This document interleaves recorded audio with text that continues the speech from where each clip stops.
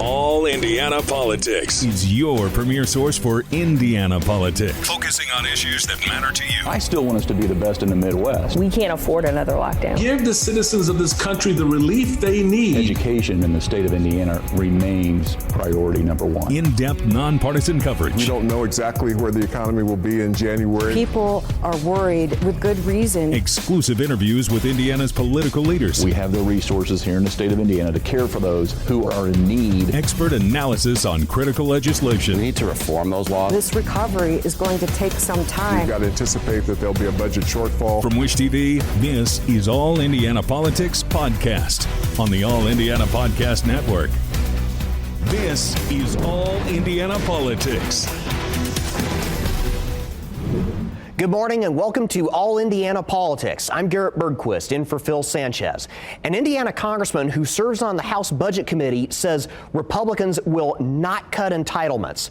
Marlin Stutzman's comments come as Congress faces a September 30th deadline to pass a budget.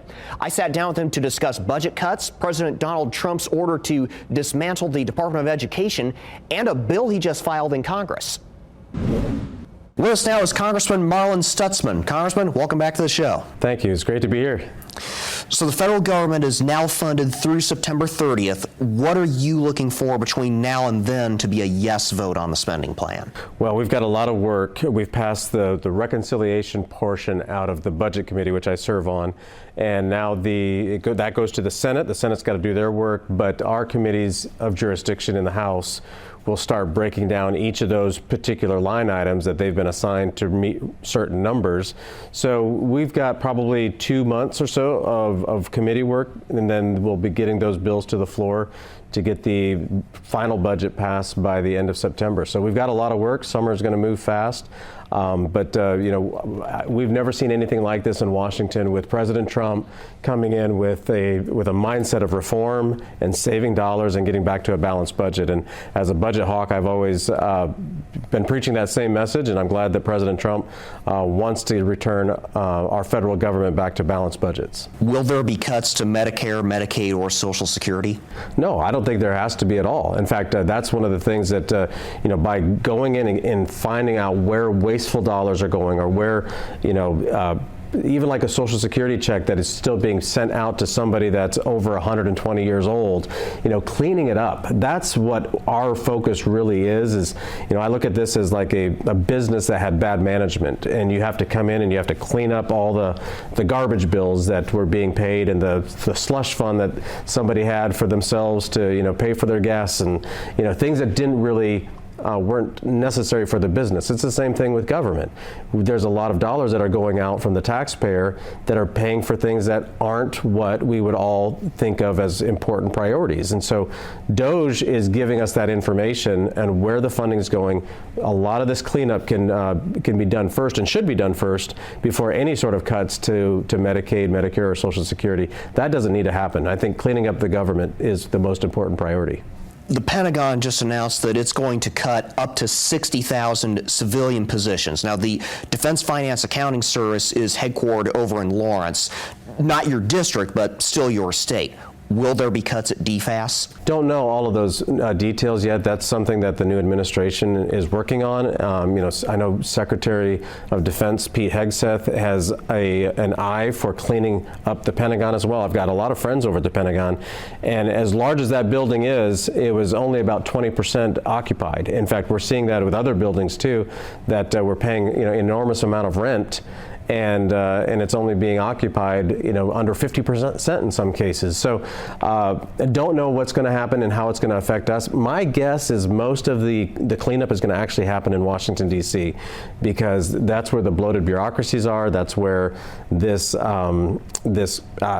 corruption or fraud or taking advantage of all of these, some folks, they're just taking advantage of the system because they haven't been told that they can't. You have a bill in Congress called the Restoring requiring Checks and Balances Act. What does that entail? Yeah, so, it kind of goes back to this whole bloated government, bloated bureaucracy that we've seen happen over time. And it happens in corporations too. It happens in businesses as well. It's just like, things life just keeps going, and all of a sudden you don't realize that, oh, we've got this program, we've got this program. Well, we don't even use that. We send checks out to this company, we don't even work with them anymore. It's just a cleanup that has to happen. So my bill that would eliminate every regulation at the end of 5 years, that every regulation would have a 5-year window, and then it would be up for renewal at the end of that 5 years, and then there would be a review, and there would be the opportunity to see if does that regulation make sense? Do we need to keep it on the books, or is it okay if it just goes away? And so too many times these regulations come in and are enacted, and they're there for years and years and are not even necessary or important to whatever industry that they may be a part of the regulatory agencies. So this is just a way to say, you know what, each regulation has a 5-year window. At the end of the 5 years, we can reevaluate and decide whether it continues on for another 5 years or if it needs to be eliminated, and we save taxpayer dollars. As we're recording this, President Donald Trump is expected to sign an executive order directing the beginning of the dismantling of the Department of Education. Now, that agency handles civil rights complaints within the education system, among other things. Will dismantling that department disadvantage minority students? No, absolutely not. In fact, a lot of times, and this is what's I think important for all of us as Americans, is where are we best served from our government? And so, we've got of course, local government, we've got school boards, we've got state government, and of course the federal government. I think we're much better served by a local and state controlled agency rather than a federal government. And also, why should Indiana be put in a disadvantage because New York or California has more of a voice or a louder voice in Washington? We should make sure that we control our own destiny. And we're seeing states like California and Illinois that are going bankrupt. That's not the type of leadership that is good for the entire country. It's the states like Indiana where we're conservative and we are making sure that we have a balanced budget and we have a responsive state government. I think Governor Braun's doing a remarkable job making sure that we are always going to be there for people's complaints and issues. I mean, we deal with those complaints in our office, and we want to be helpful wherever we can because we don't want people that are disadvantaged not to have a voice. In fact, we actually make sure that we're very available and accessible, and I think that's more important, to be accessible across the country rather than just a big, concrete building in Washington, D.C. Coming up, the new chair of the Indiana Democratic Party lays out her plan to rebuild. Welcome back. Indiana Democrats have a new boss. Party delegates elected former State Senator Karen Tallian to succeed Mike Schmull as chair. She takes charge of a party that has not won a statewide race since 2012. I asked her about her plan to rebuild the party. And joining us now is the new chair of the Indiana Democratic Party, former State Senator Karen Tallian. Karen, welcome to the show. Well, thank you, Garrett. Nice to be here. What is your vision for the Indiana Democratic Party? My vision for the Democratic Party is that we need to put all of our people back together. We've been splintered for a bit over a number of issues, but I believe that what's going on in the Republican Party, especially at the national level, is going to give us an opportunity to bring a lot of people back. So my vision is we need to unite all of our people. The other thing is we need to get all of our people out to vote.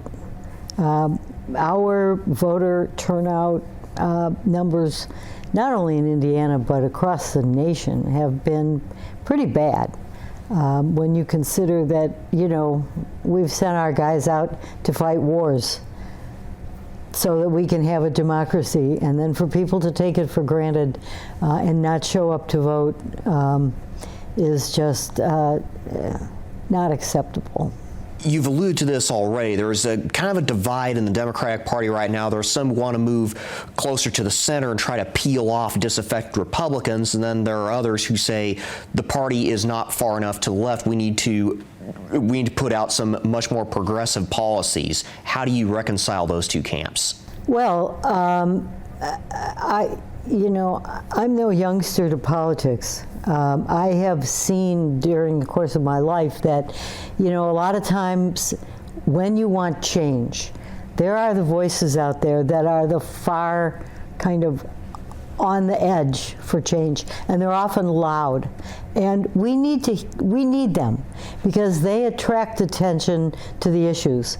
But then it's like driving a ship or moving a great big barge. You need some loud stuff at one end to slowly move the rest of the body in the direction you want to go. So I believe that there's a place for people on the far left of our party, but I don't believe that that's where the bulk of our party is. So I think we need to keep those people, listen to those voices, and then, the ship's going to turn, but it's slow. How does the Indiana Democratic Party peel off disaffected Trump voters or centrists without alienating the party's progressive wing? Well, I guess I'm going to find out in the next 4 years. Of course, that's what we need to do. I have long been a friend of labor, for example. I was on the labor committee and was the voice of labor in the Senate for the whole 16 sessions that I was there.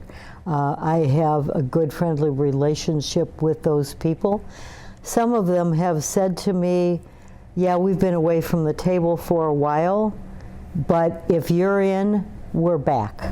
So I believe that I can bring some of the leadership to the table, and then we're going to talk to them and find out how we reach their members. I think we can do this. I wouldn't be sitting here if I didn't believe that the Democratic Party can do this. We've had 2 sexual harassment scandals over the past few months that involved prominent Indiana and specifically Indianapolis Democrats. We had former Chief Deputy Mayor of Indianapolis, Thomas Cook, faced sexual harassment allegations from some former staffers. We've had sexual harassment allegations against now former Senate Minority Leader Greg Taylor. What's your plan to head off future incidents? I think that people need to remember, as the state party, we have our lane and our role. For example, I'm going to just say about Greg Taylor, the state party may issue a censure, may issue something, but it can't do anything. I mean, legislators who are accused of something, there's a process in the legislature. I know because I was involved in that when, I don't know if you remember when the whole Curtis Hill incident happened. Both the Senate and the House had people that they appointed to a committee to make sure that we had a good, steady sexual harassment reporting program and a whole schematic of what people were supposed to do. I was on that committee. I helped write that. But reporting is one thing, and dealing with the state legislator is in a different, it belongs in the legislature. Now, like I said, the state party has put together an ethics committee. We've made sure that our sexual harassment policy in our own framework it has been revised, updated, and is pretty tight. So the answer to your question kind of depends on where the allegations are falling. Coming up, we ask Indiana's best political team what President Trump's order to dismantle the Department of Education could mean for your child's schools.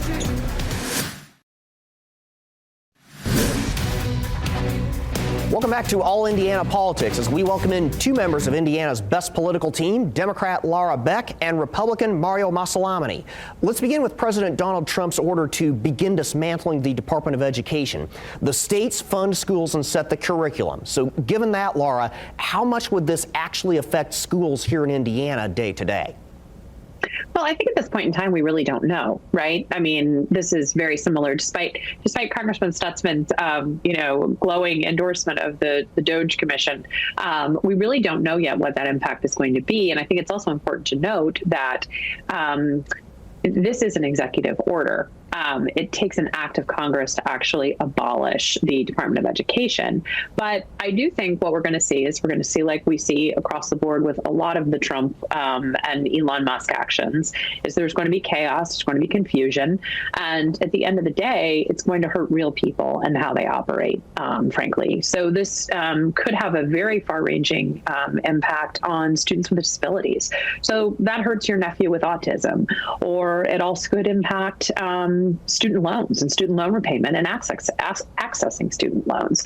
And that hurts the college student who is working a summer job in your company. So there are real world impacts on this. We don't necessarily know yet, but I think it's something that we should be really concerned about, especially because for Democrats, it's actually a good issue for us to fight Trump on, because public opinion is actually on the side of keeping and enhancing the Department of Education. Mario, to Lara's point, civil rights and education access are a big part of the department's portfolio. Would this disadvantage minority students? I don't believe so. In the U.S. Constitution, nowhere does it mention education or schools. This is truly a power and a responsibility on the states. If you look at the statistics, 8th graders, 70% of 8th graders are not proficient in English. 72% of 8th graders are not proficient in math. And this, we've had decades of failures by the Department of Education, and our school systems are failing in the United States. We keep lagging amongst other civilized countries. And so we need to do something different. And the problem is that one size fits all for 50 states does not work. What works in Indiana might not work in some other states. And so what we need to do is empower these states to be able to identify and realize what is better fit for their state, let alone their school district. I don't think that it's going to impact minority students or minority families, because if anything, like states like Indiana and other states need to take that into their responsibility of protecting minority students and making sure that education is free and fair for all. And so as such, that I believe that this is a better resolution and a better way to empower states and empower school districts to have a better understanding of their students and to be able to utilize, proper procedures to emphasize and teach their students instead of having a blanket one size fits all. Let's turn to the interview we just heard from the new state Democratic Party chair. And Lara, we'll return to you for this one. Tallian told me she wants to focus on party unity. Is that possible given the generational divide? Younger Democrats generally appear to want a more confrontational approach.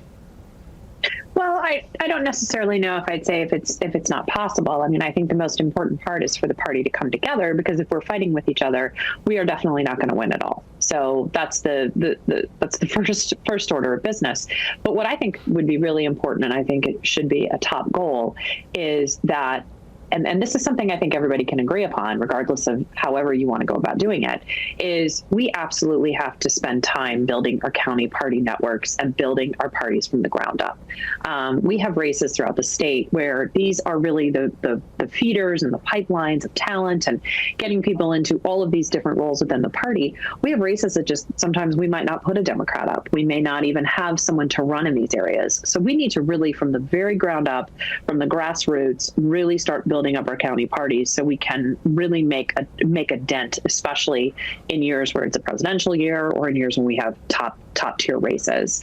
I think I think one of the topics, I think it's something that, no offense to the media, but I do think it's something the media picks up on, because there are differing opinions within the party nationally on what direction it needs to go in. But what we've got to do in Indiana is we have to really get back to those brass tacks of what are we doing at the party level, what are we doing at the recruitment level, so we can get qualified candidates to run. Lara, I got to turn to Mario here, so I've only got about a minute left. Sorry, Mario.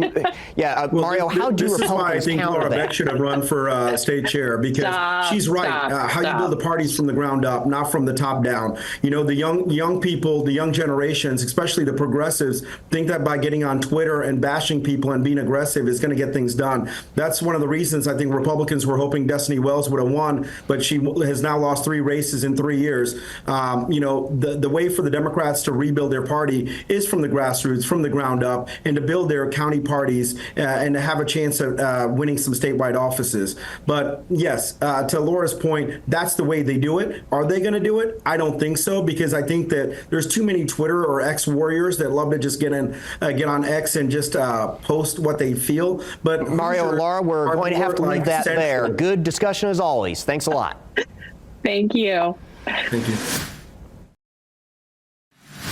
Thank you for joining us for All Indiana Politics. We'll be back here next Sunday morning at 9:30. And be sure to check out the All Indiana Politics podcast, including extended interviews from this show, online at wishtv.com. Have a great rest of your weekend. From Wish TV, this is All Indiana Politics Podcast on the All Indiana Podcast Network.